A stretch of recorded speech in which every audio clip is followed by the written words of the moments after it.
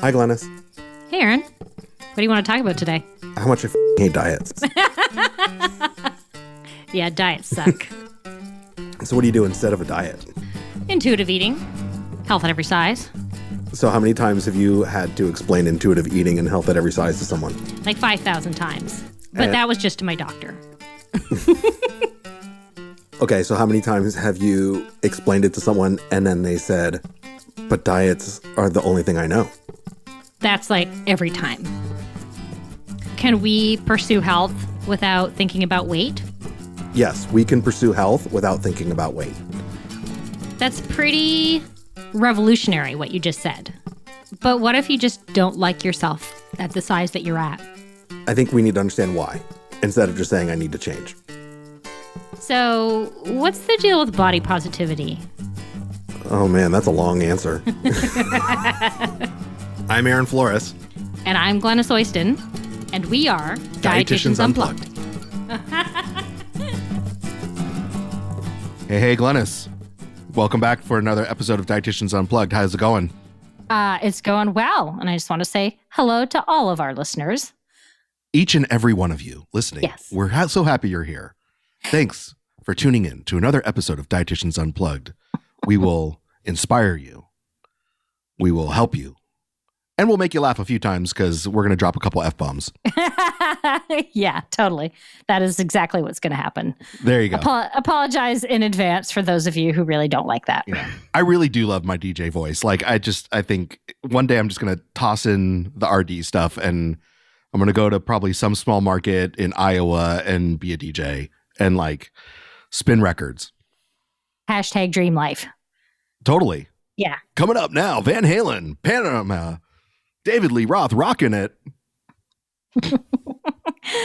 Anyway, Sorry. For now, we're doing a podcast and we decided to do one just the two of us to kind of end the summer with, at least ending the summer for those of you who are not in LA. Our summer will continue on for another 2 months. But we wanted to do a little episode on the fear of weight gain during recovery. Yeah. Oh, and you know, it's a theme that comes up really often for all of us. I mean, we hear about it with our clients. We hear about it talking to other colleagues. You know, it's a common question that comes up. So we just wanted to spend some time talking about it and maybe some tips that we can offer to help out. Yeah, and this has been coming up in my practice a lot. And it's interesting the way problems come up in my practice. I feel like everybody's gotten together behind my back and said, we're all having this problem now and we're all going to have it together because I see themes. And maybe it's just what I become attuned to and in terms of what people are suffering through. But the stumbling block that people come up with is that, you know, they're doing great with normalizing eating. But probably before they normalized their eating, their body wasn't at whatever size was normal for that person's body. So they might have been a little weight suppressed. They might have just been sort of up and down with restriction and then disinhibition. And now that they're normalizing eating, and especially for my clients with binge eating or overeating, they thought, hey, once I stop binge eating, that's actually going to solve my weight problem. And what they find is that sometimes they gain a little bit of weight through the process and they start to freak out a little bit. And they're not sure if they want to keep going because they thought originally that the end result of normalizing their eating would be weight loss because they thought, well, how, like I'm binging so much, right? That's causing my higher weight. And when we go through what they're really suffering with, it's restriction. They restrict a lot through the day, and then they just make up for all of that restriction at the end of the day with a binge or an overeating episode. And so what they're seeing is weight gain. And if they're already in a larger body, this is super alarming for a lot of people. So does this come up for you in your practice, Aaron? Like all the time. Yeah, no, it's a very similar issue. And I think it's one of the things that is the way I spend a lot of time talking about it is really addressing sort of the fear that is associated with that and how that fear really is part of the stumbling block or hurdle that comes up in really approaching intuitive eating, health at every size, and body trust, and really like surrendering to it. Because the fear is like, well, if I really do this, I don't know where my body's going to stop. And the fear is that, they're going to end up on some TLC show as like some freak person who's gained all this weight, right? And that's a big concern for folks because that's all they sort of see portrayed in the media on some level. Right. If somebody's gotten to that weight, God, we got to give them a TV show because how dare they? So, right. Yeah. And they have fears around losing mobility. They have fears around, some of them have fears around being able to leave their home. Oh, well, I get so big that I won't be able to leave my home. And I think what they're talking about is like the most extreme cases that are rare. Let's admit it. This is rare, right? And not to say that that's not important, but yeah. I would say the fears also are like, will like, am I going to be able to travel? Am I going to be able to go on a date? Is anyone going to love me? It goes on and on and on like that. Like, even as I, go through this process, like, and I gain weight, what does that mean for how I navigate this world? And yes, the ultimate fear is like this extreme, but like even the steps between, it's like, well, if my knee hurts now, like what's it going to be if I gain X more pounds?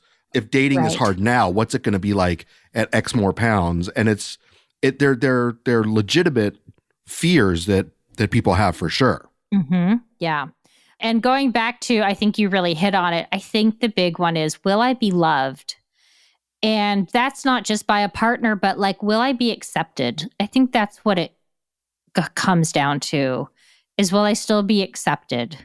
And so we're talking about weight stigma. So, if somebody's already sort of in a category of experiencing weight stigma, it's sort of like, well, how much worse will that get for me? And that's totally understandable. Like that's an understandable fear. And I think, one of the things that you said a little bit earlier was, is people who are, maybe starting this work, they might think like, well, but I was already at like what I thought was like a comfortable weight where my body wanted to be. And you and I, and so many other dietitians and therapists doing this work will be very clear. Like, we don't know where your body wants to be. And there's a quote that I have from Deb Regard that I want to read. The principles of health at every size approach take a person's day-to-day practices as the centerpiece of consideration rather than the number on the scale. Hayes assumes that the size a person is when they are doing the practices that support health is, by definition, their healthy weight. The number on the scale is an outcome that we cannot know ahead of time. We cannot choose the number. We can only choose our day-to-day practices and be honest about what is sustainable in our unique lives. And I read this to people almost all the time because I want them to really think about what is sustainable in your unique life. And when you do that, your body will settle in to the weight that it wants to be at. And that can be the definition of your healthy weight. Right. And I think that people assume too, as they're gaining weight through the process, that is a signal that they're doing something wrong with intuitive eating. I can't be doing this right because I'm gaining weight. And it's interesting because there's nothing about intuitive eating that says you won't gain weight as a part of this process, right? So that's often for many people a very normal part of normalizing your eating, is that sometimes the body was not where it wanted to be. And as you move towards more normal eating, it does sort of naturally gain weight. That happened for me, for sure. And, that's dismaying when you're hoping, well, I hope I still stay a small person. But the reality is that is not, my body's not a naturally slim body, especially after the years of restriction that I put it through. If it ever had a chance of being that was over. So, and it is, I understand it is really dismaying to go from one size to another size. But like Deb said, as you just read, like we have to go back to, well, what is sustainable? what's a sustainable and enjoyable practice for you? Think about what you had to do when you were at that lower weight. What was going on, right? And often it's, I wasn't happy with how I was eating. I was very scared all the time. And I didn't feel good when I restricted all day and then had to binge at the end of the day. And so that wasn't really a sustainable practice for them, because otherwise, why would they be in our practice, right? Yeah. If they had been totally happy with that way of eating and living, they wouldn't have come to us. So obviously that's not a sustainable practice. And what are the sustainable practices? How can you see your future? What does that look like? You know? Yeah. You know, and one of the other things that I like to bring into this work is thinking about, you know, what could be other factors that are affecting how you feel in your body? Like what role does aging have into this, right? Could your hip just hurt because you're getting old, you know, Yes. and you know, there's just normal wear and tear on your body. Could so many of these factors be influenced by other things other than your weight?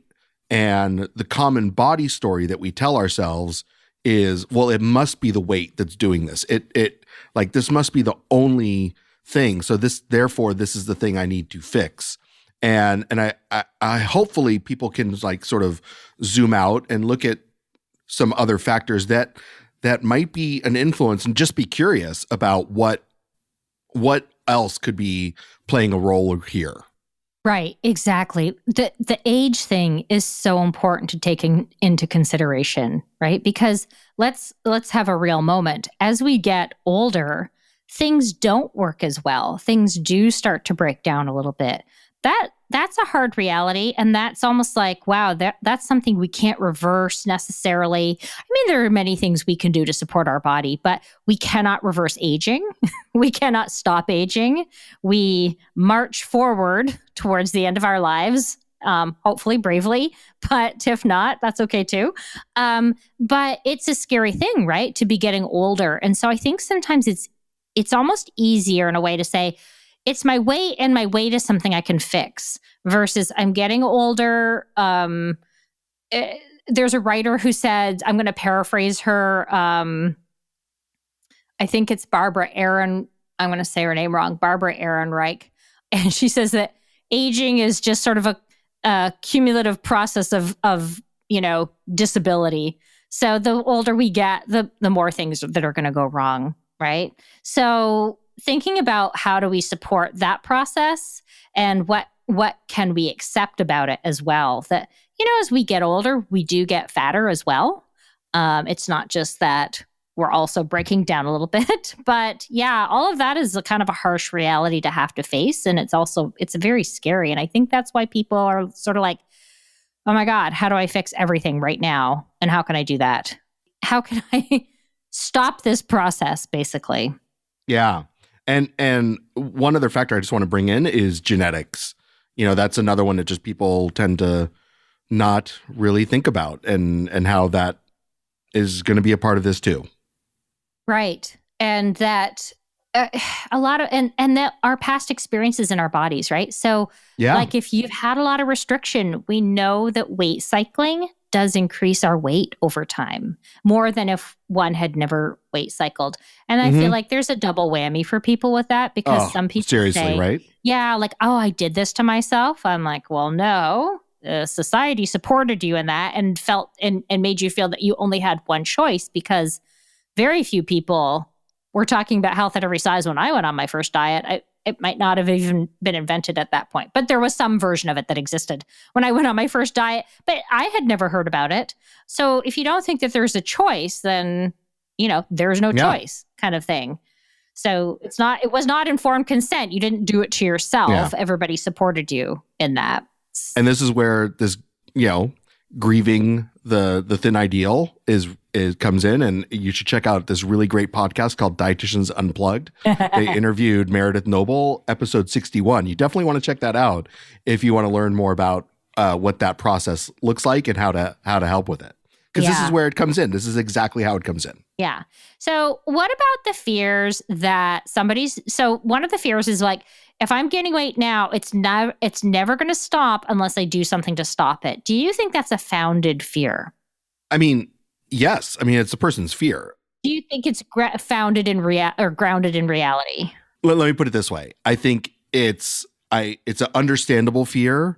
I think it's, because there's so much fat phobia in this world. Yes. I mean, like, it's people really do believe it. Is that how things are going to happen? Most likely not. But like when someone says it in my office, I'm like, yeah, I can understand why that's your fear, because, the way we like sort of, for someone whose experience that is, we really do treat it like a circus type event. It's like such a anomaly that we sort of create this I don't know, perception of this person that's really judgmental, but we want to see it, and like it's I don't know, it's dehumanizing. Right. Is what it is. I guess that's the word I'm looking for. So I understand the fear. I try to really say, like, listen, if we look at how your body works, that is likely not going to happen, but I understand that that's what you feel. Oh, yes. I totally understand that that's what somebody, that is a normal fear to have. Absolutely. And especially for some people, they went from, like, if they were really weight suppressed in their eating disorder or their disordered eating, and then they sort of let that go, even if they just let it go a little bit, suddenly their bodies gain weight in a really dramatic fashion. So some people have already experienced that feeling of, when does it stop? And it doesn't stop until it's at a much higher weight than they were ever comfortable with accepting. So they, in a way, they said, I've already had this experience and I feel like it's going to happen all over again and I'm going to keep going. So that is totally understandable to have that fear. And then I spend a little bit of time saying, okay, well, let's look at what we know about bodies, or what we think we know about bodies, and set point theory, and that there's a range, and that if you start to normalize your eating, it seems unlikely that it will keep going forever. What I do see is the more people go back to the weight cycling, is that I feel has sort of an infinite possibility for weight gain. I don't know for sure, but the more we suppress and then rebound, that to me seems a surer way to gain more weight than the process that we're going through, which is very scary. But I will tell you from my experience with my clients, so far, nobody has gained weight infinitely and in a super dramatic fashion as they normalize their eating. Yeah.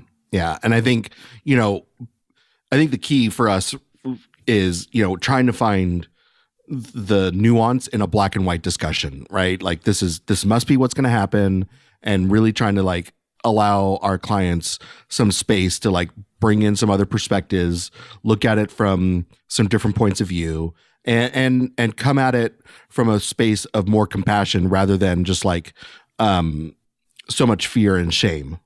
Right.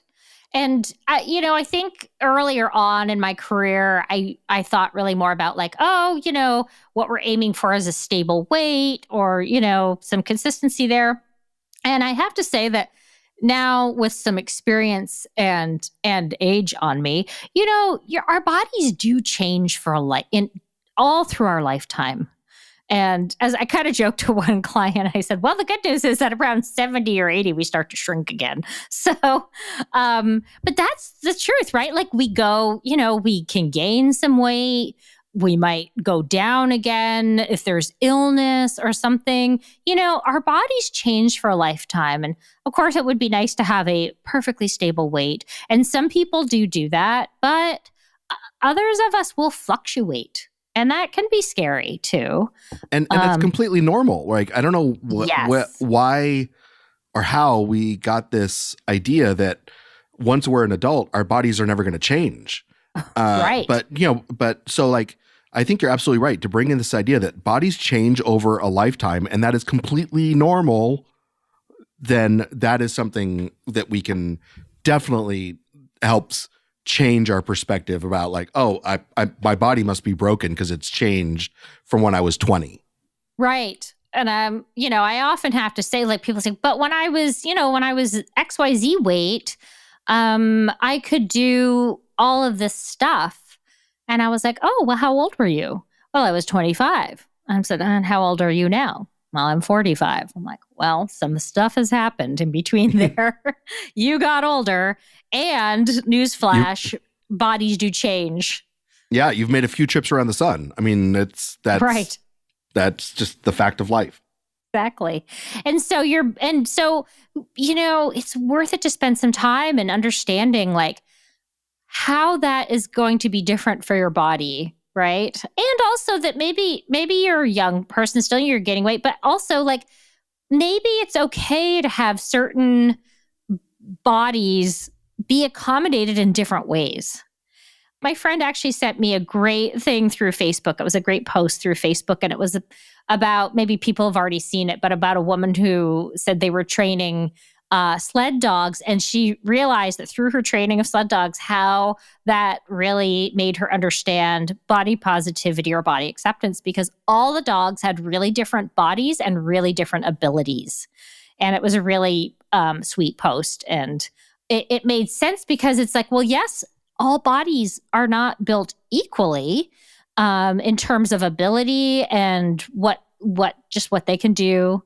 And so thinking about, maybe instead of how am I going to make my body do the thing that I think everybody is doing, how can you accommodate your body to do as much as you want to do, but in a way that's actually safe for it and feels good?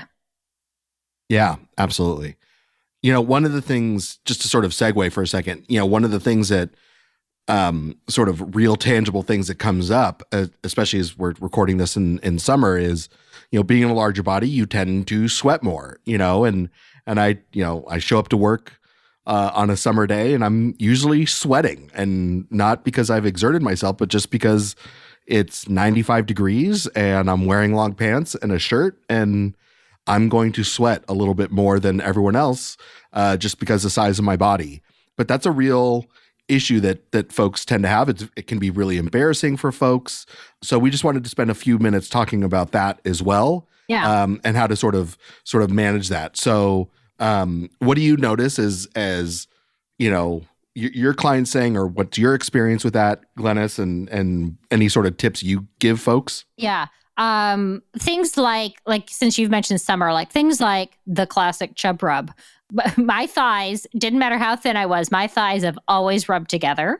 Of course, it's much more pronounced now that I'm a larger person. So, like, looking for those products that help you deal with that, right? Like a friction gel or something like Gold Bond Friction Defense. I use that, or there's Glide, or there's other ones. So looking for those products that are going to help you make your body a bit more comfortable. They have like kind of underwear that comes down your legs called Undersummers, which are great and super cute. There are all sorts of sort of products that can help with that kind of thing. Yeah, and the sweat is a great one. And actually, since I'm no longer weight suppressed, my body's at the weight that it seems to want to be at right now, I sweat a lot more. I'm also menopausal, so I hot flash a lot. So it's like, there's the age, there's the life change, and there's the weight change. And when I was weight suppressed, I was freezing all the time. So that's a big change. So just finding ways to get cool, just finding ways to stay cool, and then clothing that is super comfortable. The other thing I always advise is, if you're going through this fluctuation in weight, and it can be really discouraging to buy a new set of clothing for the weight you think you're at. Mm-hmm, and then boom, in a few months, you've grown out of it. That actually happened to me. True story. What I found out was I needed to buy stretchy clothing for as long as I was going through this. Now, to be honest, the age I'm at, I really just want to wear clothing that, approximates the feel of pajamas at all times. So with feetsies or like without feetsies? What? Like pajamas have feetsies, like my kids have No, because my feet are really hot, so they have to be free. And unless they're really cold, and then they have to, feet, maybe detachable feet would be so amazing. I mean, detachable feet under your pajamas or clothing. Thank you for clarifying my that. feet actually cannot be detachable. There would Humans be advantages. 2.0, detachable feet. Yeah. For my particular feet, that would be a huge advantage. But so stretchy clothing that will go with you. And I was joking to my client the other day. I said, listen, when I was going through this, I decided I went to Target and I bought a whole bunch of stretchy skirts. And luckily they had like a whole bunch of them that year. And I grew out of some of them, like my stretch eventually, but they took me through a few sizes, which was nice as I was still gaining weight. So, and they were not that expensive because, of course, cost is an issue. So if you can sort of do more, there are options. Target's not an option for everybody, but, look around and see if you can buy some stuff that stretches. I personally love stretchy clothing, and I just think it's a boon to humanity. So it's my favorite. Even when I was thin and I wore structured clothing, I'd get home at the end of the day, like, get it off of me. I love stuff that stretches. So, put comfort first if you can.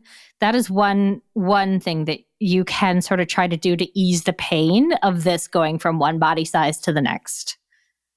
So, and I don't know the answer to this. So, but like some of my clients have asked, like, are there, for folks who wear makeup, right? Are there better makeup brands like when you're sweaty?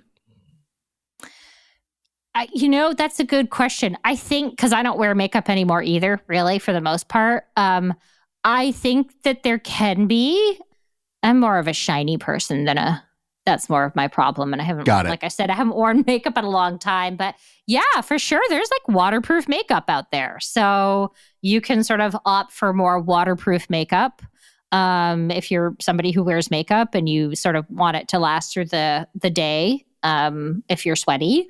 If people have some recommendations, maybe they could just pop them on our Facebook page. Yes. When this episode comes out, as a resource for folks. Yes, please do that. If you have makeup brands that can last the test of time and sweat through the day, please put them in the comments of this episode post on Facebook on our Dietitians Unplugged page. That would be super helpful for people. The other problem that people tell me about is like, well, I just can't move the same way. What do you say to that? Well, hold on. Before that, I want to give my tips for sweating. Yes, tell me. So because I sweat a lot, and so during the summer, I wear undershirts more than usual during the rest of the year. And I know it's warmer, but like that undershirt will like absorb most of the sweat.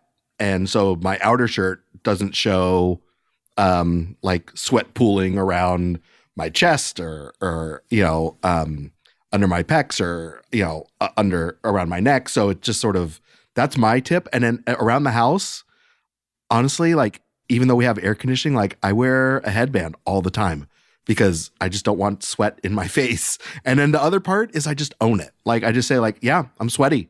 Like, yeah, I'm hot and I'm fat and it's a hard combination, but like this is what it is. So I name it whenever I feel like really self-conscious about it, either with a client or like if I come to my office early and the AC is not on yet, I might show up a little, the client might show up and I'm a little sweaty and I just sort of name it. So I think naming it is really a huge part of it for me.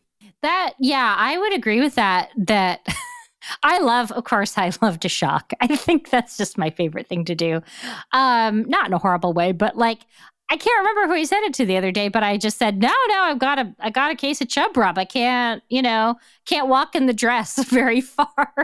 And they're just like, their face is just like a deer in headlights. Like, we don't know how to respond to that, And I'm like, yep, it is what it is. This is just a normal part of life for somebody who's my particular size. So I do think owning it is nice. And of course, that's around people I know, right? Like this is, well, and of course, all the people that are downloading this episode. So, but generally, like it's around people I know and not like coworkers who aren't kind of close to me. So So pick your audience, I guess, but of comfort. But yeah, owning it is good. And I'll be at the end of the day in LA and there's no air conditioning in my apartment and I'll be sweating. I'll say to my client, like, if it's a video session, like, sorry, I'm just really sweaty today. And they're like, no problem. Like nobody cares. Yeah. So yeah. So going back, did we cover your tips for that? Yes. Thank you. Yeah. Oh, and I just want to say too, it's not like sweating is just the realm of larger people. Like I know people who are thin and are just very sweaty people. So it can happen to somebody of any size. But I think it tends to be this feeling of shame for people who are larger bodies. They just feel like, oh, I'm sweating because I'm large. It's like, well, maybe you are, maybe you aren't. But let's normalize that. Number one, sweating is the most normal thing because it's our body's way of cooling ourselves, right? And think about, although I think I realized a few years ago there was this whole thing called sweat shaming for women. And I was like, really? We're coming up with new things to shame people for. Okay, sweating? Okay. I think we just need to normalize sweating for everybody. And if you're in a larger body, know that people of all sizes and weights do sweat. And that means your body's working to cool it down. So be proud of that function, right? Be happy with that function if you can. But at the very least, sort of normalize it for yourself. So going back to my other question. Yeah. I think one of the things my clients say to me is, well, I just feel heavier and it's harder to move around. And I can't dispute that. Like I jumped quite a few pounds and there's a difference in how I move. But what do you say to clients? I think one is really sort of marveling at the human body, that we are, our joints are really amazing and they're meant to support all different sorts of weights. And again, looking at like, oh, it hurts to walk now. And I might be like, okay, so if you're going for walks, like tell me about, like, have you gone on walks before? Like, have you not? No, I just started walking. And I haven't been walking in, 6 months. I go, oh, well, maybe that's part of it too, right? Just normal soreness from resuming something. The other thing is I say, like, listen, let's look at the big picture. Like, let's look at like getting shoes that are really supportive, right? Maybe looking at what sort of hardware are you wearing that might make it more comfortable for you and accommodating, and understanding that, like, again, yes, it might hurt a little bit more, but like maybe there are some stretches that are help, or maybe stretching before and after will help, and all of these things, like, to sort of like giving the space to like try some things to help you feel like some broader self-care things to support the body you're in right now. Yeah. And people mention, they say, but knee pain or joint pain somewhere in the legs, that's a real thing. And I don't think it would be as bad if I were, a smaller person. And I say, yeah, maybe that is entirely possible. That said, right now, I don't know how to make you into a smaller person. Even if I did, I don't know how to, I don't know how to do that without triggering all of the things that you've come to me for, right? It's going to be temporary and it might put you at a higher weight in the long run. So given that I don't know how to make you smaller, what can we do to help with knee pain? And the first thing I always say is, can you go to physical therapy? And I hope that you have healthcare that has that. A lot of people don't recognize that that often comes with the healthcare that you have. So like, I have the cheapest healthcare I can possibly get. And, I could get physical therapy when something is wrong. And it's been the greatest thing because, one, we have to recognize that small people have knee pain too. I have very thin friends who have, chronically painful knees and a lot of knee problems, and they've had knee surgery, and they're not shamed for it because they're small. They're not blamed for their own problems. So smaller people can have knee problems, just like larger people can. And what would we do for those smaller people? We would hopefully help them to get physical therapy. And a lot of times that can help. And a lot of my clients have said, yes, once I started getting physical therapy for the problem, that actually really helped it.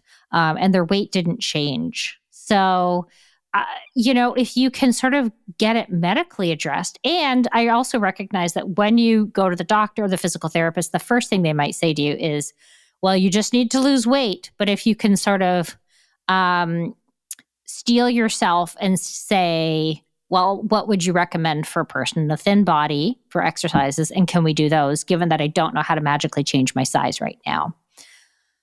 So that's usually what I suggest is like get help for those problems, right? Like a knee problem isn't just weight. It's often a mechanical problem. Yeah, no, absolutely. So there's a lot of factors that are going to, listen, it's a really hard conversation, right? And really like nuanced, and just there's so many factors that come into our bodies changing. And I think that's why we want people to be seeing dietitians and therapists who are trained in this perspective, because if not, it's like, oh, well, you're right. Maybe you just need to lose weight, and people will automatically go towards that. So I think hopefully this conversation has helped some folks and given them some things to think about, and maybe some conversations to even bring up with their therapist or their dietitian or their doctor. Glenys, I really appreciate a lot of the insights you gave us, and I think it's been really helpful. I'm glad that we had this conversation, and I just want to say that if anybody's struggling with their eating and their fears around weight gain, that, feel free to reach out to either of us. We see people for these things, and we are happy to help. Absolutely. Well, that wraps up another episode of Dietitians Unplugged. Thanks everyone for listening, and we'll have some more episodes coming your way shortly.